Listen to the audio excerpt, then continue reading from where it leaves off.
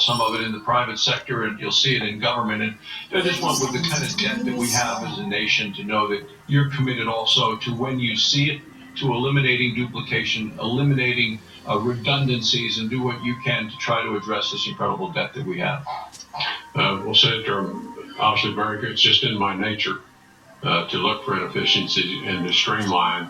And that will start, if confirmed, it'll start right there in the State Department itself in terms of assessing the organization structure of the State Department.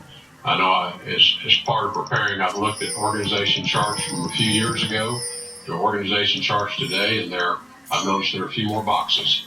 Now, some of those may be for very good and valid reasons, but also it appears to me that new issues which have been added may rightfully need to be placed back into the mission and integrated into the mission itself, because it appears to me we've got some duplication, but it's not only about saving the American taxpayers' dollars and spending them wisely, it's also about the delivery on the issue.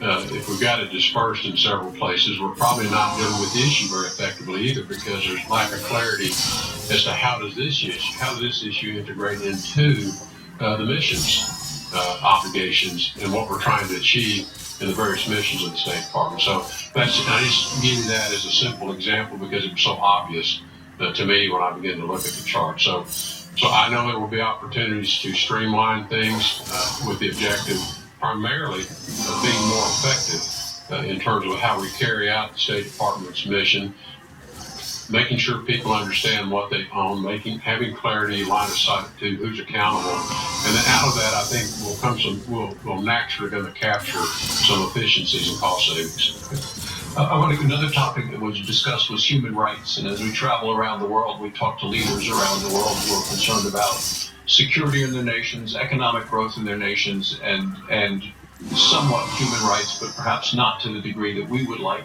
to see that commitment. And these are people that we have interests with in terms of our own global security. So as Secretary of State, how do you balance engaging these countries in terms of trying to protect their security, as well as the economic aspect, as well as protecting and focusing on human rights?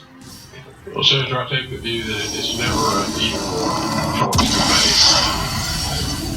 I think it's been said, our values are our interests, and our interests are our values. So regardless of